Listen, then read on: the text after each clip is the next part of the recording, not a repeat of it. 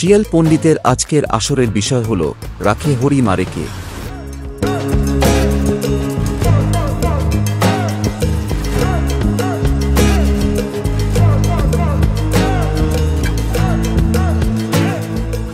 আজকে একটু আলোচনা করব বাংলা ভাষার একটি জনপ্রিয় প্রবাদ নিয়ে, রাখে হরি মারে কে। এটি মূলত মানুষের জীবনে ঈশ্বরের ওপর বিশ্বাস ও ভরসার প্রতীক। এই বিশ্বাসের অর্থ হল, যদি ঈশ্বর কারোকে রক্ষা করেন তাহলে পৃথিবীর কোনো শক্তি নেই তার ক্ষতি করতে পারে। এটি মূলত ভাগ্য, দায়িত্ব এবং ঈশ্বরের সদিচ্ছার উপর নির্ভরশীলতার একটি উপলব্ধি। এখানে হরি বা ঈশ্বরকে সর্বশক্তিমান ও সর্বব্যাপী হিসেবে মান্য করা হয়। মানুষের জীবনে যখন নানা বিপদ, চ্যালেঞ্জ এবং প্রতিকূল পরিস্থিতি আসে, তখন সে এক প্রকার অসহায় হয়ে পড়ে। তখন সে ঈশ্বরের উপর ভরসা করে। তার বিশ্বাস থাকে যে ঈশ্বর তাকে রক্ষা করবেন। এই বিশ্বাস তার মানসিক শক্তি ও সাহসের উৎস হয়ে দাঁড়ায়। এই প্রবাদটি সাধারণত এমন পরিস্থিতিতে ব্যবহৃত হয় যখন একজন ব্যক্তি কোনো বড় বিপদ বা সমস্যার সম্মুখীন হয় এবং সেখান থেকে অলৌকিকভাবে রক্ষা পায়।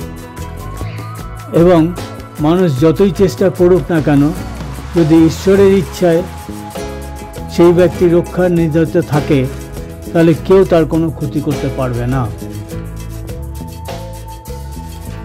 আধুনিক যুগে বিজ্ঞান ও প্রযুক্তির উন্নতির সাথে সাথে অনেকেই আধ্যাত্মিক বা ধর্মীয় বিশ্বাস থেকে দূরে সরে যাচ্ছে, কিন্তু তবুও রাখে হরি মারে কে প্রবাদটি প্রাসঙ্গিকতা হারায়নি। আজও যখন মানুষ কঠিন পরিস্থিতির সম্মুখীন হয়, তখন এই প্রবাদটি তাকে লড়াই করতে মানসিকভাবে শক্তিশালী করে তোলে, একটি আশার আলো দেখায়।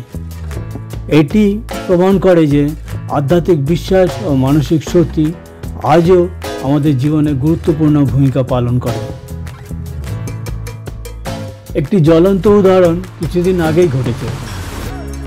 ভারত যখন এয়ার স্ট্রাইক করল পাকিস্তানের উপর, গ্রুপ ক্যাপ্টেন অভিনন্দন বর্তমানের প্লেন ভেঙে পড়ল পাকিস্তানের এলাকায় এবং পাকিস্তান গ্রেপ্তার করল।